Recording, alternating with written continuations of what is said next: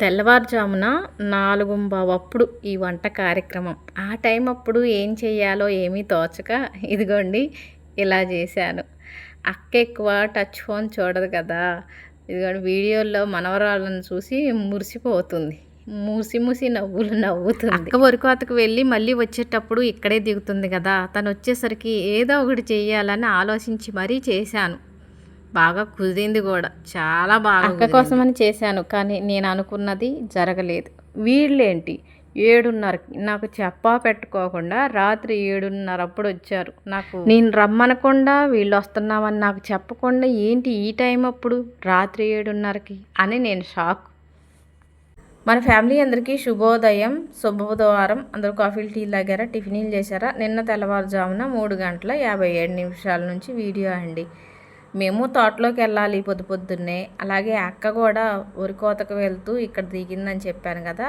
ఇక వాళ్ళు ఊరు వాళ్ళు వచ్చేసరికి తను బయలుదేరి ఉంటే వాళ్ళతో పాటు అక్క కూడా వెళ్తుంది. అయితే రాత్రి ఏం కూర చేయొద్దు, చద్దన్నం ఉంటే చాలు, పచ్చడి ఉంటే చాలు, మేము పొద్దున్నే తింటాం, అక్కడికి మధ్యాహ్నం తింటాం కాదు కదా, చద్దన్నం అయినా పర్లేదు అంది. కానీ నా మనసు ఒప్పుకోలేదండి. వాళ్ళ ఇంటి దగ్గర నుంచి తను ఎట్లా వెళ్తుందో నేను మాత్రం అన్నం కూర వండి క్యారేజీ కడదాం అనుకున్నాను. 4:30 కల్లా అన్నం క్యారేజీ కట్టాలి. ఇక 4:30 అంటే తొందరగా అయ్యేదల్లా కోడిగుడ్డు పొడమేనండి. ఇక అంతకంటే ముందు లేస్తే ఏదన్నా కూర అయ్యేది, కానీ నేను లేచేసరికి 4 అయ్యింది. అందుకే కోడిగుడ్డు పొడిని చేసా. అప్పటికే అక్క ఏమంటుందో తెలుసా,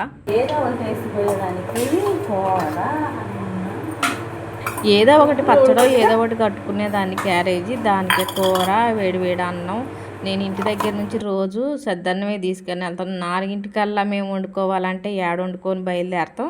అయినా మేము తినేదల్లా 9:00కే కదా, అందుకనే రేత్రి అన్నమే ఎక్స్ట్రా కొంచెం వండుకొని తీసుకెళ్తున్నాం అంటుంది. వాళ్ళు అంత పెందలాడు ఎందుకు వెళ్తున్నారు, 12 దాటితే ఎండలకి పొలాల్లో పని చేయలేకపోతున్నారు. అదే ఇక్కడే 4:00కి స్టార్ట్ అయ్యి అక్కడ పొలంలోకి వెళ్ళేసరికి 6 అయింది అనుకోండి, చల్లపోటున ఎంత పని అయినా చేయొచ్చు, ఎండ ఎక్కే కొద్ది చేయలేమని ఆ టైం అప్పుడు వెళ్తున్నారు. ఇక అన్నం క్యారేజీ కట్టేసా, టీ పెట్టా, మా వారికి ఏమో కాఫీ కల్పించా. అక్క టీ తాగిన తర్వాత అరే ఫోన్ ఇరా వీడియోలు చూస్తా అంది. మొన్న అన్నవరం వెళ్ళాం కదా, ఆ వీడియోలు చూస్తాను ఈ మంది వీడియోలు చూస్తా. అక్క ఏ వీడియోలు చూడటానికైనా టచ్ ఫోన్ కాదు, మామూలు ఫోనే. అక్క వాళ్ళ అబ్బాయి ఈ మధ్యనే ఫోన్ కొనుక్కున్నాండి. పాత ఫోన్ మంచిగా ఉంది, దాన్ని వాడమని వాడు ఎంత చెప్పినా కానీ నాకు వద్దు, అసలు నాకు ఆ టచ్ ఫోనే వద్దు అని ఆ టచ్ ఫోనే వాడలేదు. ఇక ఇట్లే మా దగ్గరికి వచ్చిన పిల్లలు వచ్చినా కానీ ఇక ఫోన్లలో వీడియోస్ చూస్తూ ఉంటుంది. అవి చూసి మరుస్తుంది. మనవరాలు చాటు నిలబడట్లేదు, కొద్దిసేపు పడుకోవాలి. లియోగాడు నేను అనుకున్నాను ఎండ ఎందుకు ఇంట్లోనే ఉంటుంది, సోమవారం ఎండ దెబ్బ కొట్టిందేమో, ఒకటే గోల్ చేస్తుందని మెడకి చైన్ పెట్టి బయట కొద్దిసేపు దిక్కుకొచ్చారు. ఆ టైం అప్పుడే ఏమో కానీ మెడలో చైన్, రేత్రి వాడు నిద్రపోలేదు. వచ్చిన తర్వాత కొద్దిసేపు తెల్లవారుజామున 3:00కి కూడా అసలు ఒకటే మూలుగుడు, పడుకోవట్లేదు, అటు తిరుగుతుంది ఇటు తిరుగుతుంది. ఇక 3:30 అప్పుడు చైన్ పెట్టుకొని కొద్దిసేపు బయటకు అటు ఇటు తిప్పారు. ఇంట్లో తీసుకొచ్చాక కొద్దిసేపు అట్లా కామ్గా పడుకుంది. అక్క ఫోన్ చూస్తున్నాం కానీ వీళ్ళు ఇంటి ముందుకు వచ్చి ఫోన్ చేశారండి. ఆటో అతను తమ్ముడు అవుతాడు, మీ అందరికీ హాయ్ చెప్పు. వీళ్ళు పనికి వెళ్ళిన దగ్గర అన్నం తిన్నప్పుడు కొద్దిసేపు కూర్చుంటారు కదా, ఆ టైంలో నా వీడియోస్ చూసుకుంటూ ఈ వదినలు మరదళ్ళు ఉంటారు కదా, వాళ్ళు నా మీద జోకులు వేస్తున్నారు అంట. అక్క చెప్తుంది, ఈరోజు మీ చెల్లి కోడిగుడ్డు పులుసు చేసింది, తోటలోకి వెళ్ళింది, ఆ పని చేసింది, ఈ పని చేసిందని కొంచెం జోక్గా వదిన మరదళ్ళు జోకులు వేసుకుంటారు కదా, అట్లా అక్క మీద సెటైర్లు వేస్తుంటారంట. అక్క చెప్తూ ఉంటుంది. ఇక అక్క ఏమో అటు వరికోతకి వెళ్ళిపోయింది, మేమేమో ఇలా తోటలోకి వచ్చామంటే అక్క వెళ్ళిన తర్వాత నేను 4 గిన్నెలు ఉంటే అవి కడిగేసుకొని ఇల్లు ఉడ్చుకొని బయలుదేరి తోటలోకి వచ్చాము. మొన్న డ్రిప్ పైపులు పరిచామని చెప్పాను కదా, ఇంకొద్దిగుంటే వాటిని కూడా పరిచేసామండి. ఇక మోటార్ వేసి నీళ్ళు వదులుదాం అనుకుంటే ఫీజులు కొట్టేసినాయి. అంతేకాదు ఇక్కడ ఈ మోటార్ వేయక కొద్ది రోజులు అవుతుంది, దీనికి వెళ్ళి రాక లోపల ఎలుకల వైర్లు బాగా కొట్టినాయి. ఆ వైర్లు సరిచేసి ఫీజులు సరిచేసి ఇక మోటార్ వేసేసారండి. ఇక పామాయిల్కి ఇన్ని రోజులకి పాపం పామాయిల్కి నీళ్ళు వెళ్తున్నాయి అన్నమాట. నీళ్ళు పెట్టక అటు ఇటుగా 1 నెల రోజులో ఏమో అవుతుంది. పామాయిల్కి ఎప్పుడైనా సరే నీళ్ళు మంచిగా ఉండాలి. మనం ఎన్ని ఎరువులు వేసాము ఎన్ని మందులు వేసాము అన్నదానికంటే ఈ పామాయిల్ తోటకి నీళ్ళు ఎంత మంచిగా ఉంటే తోట అంత మంచిగా పెరుగుతుంది. కానీ మొక్కజొన్న వేసాం కదా, ఆ మొక్కజొన్నలో ఇరిచి ఇది అంత రొట్టంతా కూడా రోటావేటర్ వేసేసరికి ఆలస్యమైంది. ఇప్పుడైతే బాధ లేదులేండి, చక్కగా నీళ్ళు తాగేస్తుంది. అయితే రోటావేటర్ వేసేటప్పుడు అక్కడక్కడ ఒక 2-3 పైపులు తెగిపోయినాయండి, అంటే కటింగ్ అయిపోయినాయి. వాటిని సరి చేయాలి. మంచిగా ఉన్న వరకు మొత్తం చూసుకున్నాం. ఇట్లా పైపులు పరిచిన తర్వాత మోటార్ వేసిన తర్వాత చెట్టుకి మంచిగా నీళ్ళు పడుతున్నాయా లేదా అని మళ్ళీ చూసుకోవాలి. ప్రతి చెట్టు దగ్గరికి వెళ్ళి నీళ్ళు మంచిగా పడుతున్నాయా లేదా, పైపు పక్కనే అంటే చెట్టు పక్కన చెట్టు మొదట్లో ఉందా లేదా. ఇప్పుడు ఈ పెద్ద పైపు ఉంది కదా, పెద్ద పైపుకి నీళ్ళు పడేది చిన్న పైపు ఉంటుంది. ఆ చిన్న పైపు చెట్టు మొదట్లోకి వచ్చేటట్టు చూసుకోవాలి. నీళ్ళు పడుతున్నాయా లేదా చూసుకోవాలి. నీళ్ళు పడట్లేదు అనుకున్నప్పుడు ఆ చిన్న పైపుని తీసి అంటే పీకి ఏమన్నా అడ్డు ఉందేమో అని చూసుకోవాలన్నమాట. ఈ ఎండకి సాలుకి చెట్టుకి తిరిగేసరికి ప్రాణం దిమ్మరిపోతుంది. ఎన్ని నీళ్ళు తాగినా కానీ దాహమే తీరట్లేదు. తాగి కడుపు ఉబ్బుతుంది తప్పితే ఇక మంచినీళ్ళు చాలులే అని మాత్రం అనిపించట్లేదు. ఒక 2-3 రోజులు కష్టపడితే ఇక మళ్ళీ కొద్ది రోజుల పాటు వీటికి వెళ్ళి చూసే పని ఉండదు. ఇక మోటార్ వేసుకుంటా డ్రిప్ పైపుల ద్వారా నీళ్ళు చక్కగా పడతా ఉంటాయి. అప్పుడప్పుడు మంచిగా పడుతున్నాయా లేదా అని చూసుకోవాలి. ఇక అంతే. ఇక తోటలోంచి ఇంటికి వచ్చేసాము. ఇంటికి వచ్చిన తర్వాత అన్నం కూరలు చేసేసి ఇంట్లో కొబ్బరికాయలు ఉన్నాయండి. ఆ కొబ్బరికాయలు చూసిన తర్వాత ఏదో ఒకటి చేద్దాం అనిపించింది. ఏం చేద్దాం అని కొద్దిసేపు ఆలోచిస్తే అప్పుడు గుర్తుకొచ్చింది, చల్లగా కొబ్బరి పాలతో ఐస్ క్రీమ్ చేద్దాం. అక్క ఎలాగో ఉరికోతకు పోయేటప్పుడు ఈ రోజు కూడా ఇక్కడే దిగుతున్నది కదా, వచ్చేసరికి తనకి చక్కగా చల్లగా కొబ్బరిపాలు ఐస్ క్రీమ్ చేసి పెట్టాను అనుకోండి, మంచిగా తింటుంది కదా అనుకున్నా. నాకు కూడా లేండి, అక్కకు ఒక్కదానికే కాదు, ఇద్దరం కలిసి తినొచ్చు కదా. కొబ్బరికాయ పగలగొడదామని ఒక గ్లాస్ పట్టుకొని వచ్చానండి. నీళ్ళు ఉంటాయి కదా తాగుదామని ఒక పెద్ద గ్లాస్ తీసుకొని వచ్చాను. తీరా కొబ్బరికాయ పగలగొడితే 2 చుక్కలు పడ్డాయి. నీళ్ళే లేవు. అవి తెచ్చి వారం రోజులు అవుతుంది. నీళ్ళు ఆవిరైపోయినాయి అనుకుంటా. కొట్టే ముందు నేను ఊపి చూడలేదు.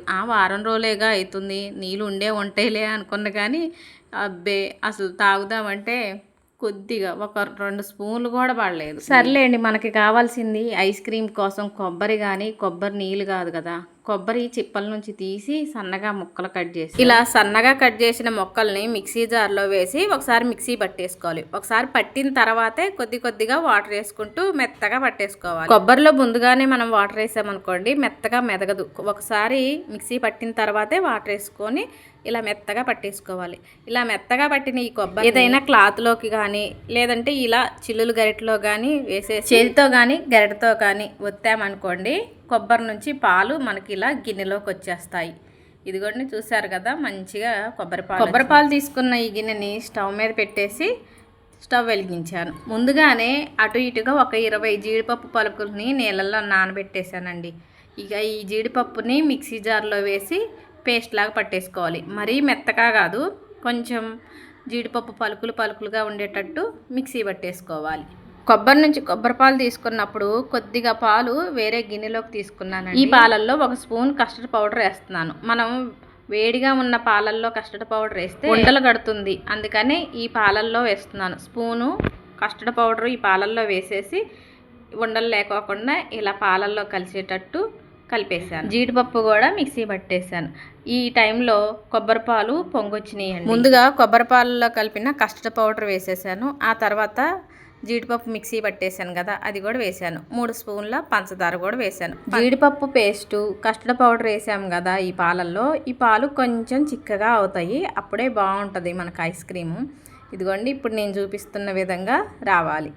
ఇది ఇప్పుడు స్టవ్ బంద్ చేద్దాం. కొబ్బరి చిప్పల నుంచి కొబ్బరి తీసుకున్న కదా, కొబ్బరి చిప్ప అలానే ఉంది కదా, మనం ఇప్పుడు చేసేది కొబ్బరి పాల ఐస్ క్రీమ్ కాబట్టి ఏదో చూడడానికి బాగుంటుందని ఈ కొబ్బరి చిప్పలోనే ఈ మిశ్రమాన్ని వేసేసి నేను మీకు ఈ పాలల్లో కస్టర్డ్ పౌడర్ వేయటం చూపించాను కదా. మీకు ఇంట్లో టైంకి కస్టర్డ్ పౌడర్ లేదనుకుంటే ఓన్లీ జీడిపప్పు పేస్ట్ వరకైనా సరిపోతుంది. కాకపోతే నేను చూపించిన వాటికంటే ఇంకొంచెం ఎక్కువ వేసుకోండి, అట్లా కూడా ఈ ఐస్ క్రీమ్ బాగుంటుంది. కొంత పాలేమో కొబ్బరి చిప్పలో పోసేసాను, మిగతా అదేమో ఇదిగోండి ఐస్ ట్రేలో పోసేస్తున్నాను. ఇట్లా బాగుంటుంది, అట్లా బాగుంటుంది. ఇక వీటన్నిటినీ కూడా డీ ఫ్రిడ్జ్లో పెట్టేసుకోవాలి. మామూలు ఫ్రిడ్జ్లో అయితే గడ్డ అవ్వదు కదా.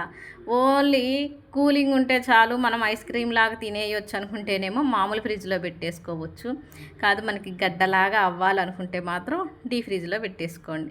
ఎట్లయినా సరే బాగుంటుంది. ఒక్కసారి మీ ఇంట్లో పిల్లలకి చేసి పెట్టారనుకోండి, పిల్లల ఆనందం అంతా ఎంత కాదు. స్కూల్కి వెళ్ళి వాళ్ళకి ఫ్రెండ్స్కి చెప్పుకుంటారు, మా మమ్మీ ఐస్ క్రీమ్ చేసింది, మా అమ్మ ఐస్ క్రీమ్ చేసింది అని చెప్పుకుంటారు. అంత బాగుంటుంది. సరేనా, మరి మీరు చేసుకోండి. అక్క వస్తుంది కదా అని నేను ఎదురు చూస్తుంటే అక్క ఫోన్ చేసి, చిన్నోడ రేపు పని లేదు ఇంటికే పోతా నేను అని ఫోన్ చేసింది. అయితే పని లేకపోతే ఇక్కడే దిగొచ్చు, కానీ ఇంటికి ఎందుకు వెళ్తుందంటే వాళ్ళ బావగారు వాళ్ళ అబ్బాయిది పెళ్ళంటే చుట్టాలు వస్తారు కదా, ఎప్పుడు పని లేకుండా ఉంటుందా, ఇల్లు శుభ్రం చేసుకుందామని చూస్తుంది. ఇప్పుడు ఆ ఛాన్స్ దొరికిందనమాట, అందుకనే ఇక్కడ దిగనంది. ఇక అక్క వస్తుంది కదా ఏడకి అని చికెన్ తెప్పించి వండానండి. మరి ఇక వెళ్ళేటప్పుడు బాక్స్లో పెట్టిద్దామని చీర ఒకటి కూర తీసుకొని వచ్చాను. చీర ఏంటంటే ఈ మధ్యన నేను నారాయణ పట్టు కలంకారీ శారీస్, అదే నారాయణ పట్టు కలంకారీ శారీస్ అని ఒకటి చూసి నచ్చి ఆర్డర్ పెట్టి, అక్క చీరలు నచ్చి నాకు కూడా పసుపు పచ్చది ఒకటి ఆర్డర్ పెట్టమరా అని అంది. ఇక ఆర్డర్ పెట్టే వచ్చింది. ఇక చీర చికెను అక్కకి ఇస్తే తీసుకొని వెళ్ళిపోయారు. ఇక సాయంత్రానికి ఐస్ క్రీమ్ ఎట్లా వచ్చిందో చూస్తున్నా. చూడండి, ఐస్ క్రీమ్ భలేగా వచ్చిందండి. ఈ ఐస్ క్రీమ్కి పెద్ద ఖర్చు ఏమి ఉండదు. ఇంట్లో పిల్లలైనా పెద్దలైనా ఇష్టంగా తింటారు. ఒకసారి మీరు ట్రై చేయండి, మీరు నన్ను మెచ్చుకుంటారు, అంత బాగుంటుంది. ఒకసారి చూడండి ఐస్ క్రీమ్ ఎలా వచ్చిందో. అదిగోండి, బాగుంది కదా, చూస్తేనే ఊరుతుంది. ఇంకా తింటే అయితే ఆహా అన్నట్టుంది, అంత బాగుందండి. మీరు చూసి నేర్చుకోవడం కాదు, మీరు ఇంట్లో చేసుకుంటారని ఈ వీడియో తీశాను. అక్క కోసమని చేశాను, కానీ అక్క మిస్ అయింది కానీ అనుకోకుండా ఒక ఇద్దరు వచ్చారులేండి. సడన్ సర్ప్రైజ్ అనమాట. నైట్ వచ్చేసి నాకు తెలియదండి వాళ్ళు ఎందుకు వచ్చారో ఏంటి అసలు వీళ్ళు ఇప్పుడు వచ్చారు అనుకున్నాను. కానీ మా వారు ఫోన్ చేశారంట, అందుకనే వచ్చారు. ఎవరు, ఇదిగోండి అమ్మ నాన్న వచ్చారు. వీళ్ళు వచ్చినప్పటికి నైట్ 7:30 అయిందండి. వీళ్ళు వచ్చేదాకా నాకు తెలియదు అసలు వీళ్ళు వస్తారని. అప్పటికప్పుడు ఎందుకు వచ్చారంటే మా వారికి వేరే వాళ్ళ పని మీద దూరం ఊరు వెళ్ళాల్సి వచ్చింది నైట్. ఇక నైట్ ఏ టయానికి వస్తారో తెలియదు, 1 గంట అయిద్దో 2 అయిద్దో నైటు. ఇక నేను ఇంట్లో ఒక్కదాన్నే ఉంటానని ముందు అమ్మకి నాన్నకి ఫోన్ చేసి చెప్పారంట రాండి అని. అయితే నాన్న అయితే నైట్ బండి వేసుకొని రాలేడు, ఎవరినో ఒకళ్ళని దింపమంటమే. ఇక అక్క వాళ్ళ అబ్బాయి తీసుకొచ్చి ఇద్దరిని ఇక్కడ దింపి వెళ్ళిండనమాట. వీళ్ళు వచ్చిన తర్వాతే తెలిసింది నాకు వారు ఊరు వెళ్ళాల్సి వచ్చింది. నాన్న ఎప్పుడన్నా ఉట్టప్పుడు వచ్చినప్పుడు ఉండమంటే బతిమిలాడాల్సి వచ్చింది, కానీ నేను ఒక్కదాన్ని ఉంటాను అంటే చాలు ఎవరినో ఒకళ్ళని తీసుకొని అప్పటికప్పుడు బయలుదేరి. ఇక ఇదండి అనుకోని సడన్ సర్ప్రైజు. వీడియో నచ్చిందా? నచ్చితే లైక్ కొట్టండి. కొత్తగా చూసే వాళ్ళు అయితే సబ్స్క్రైబ్ చేసుకోండి.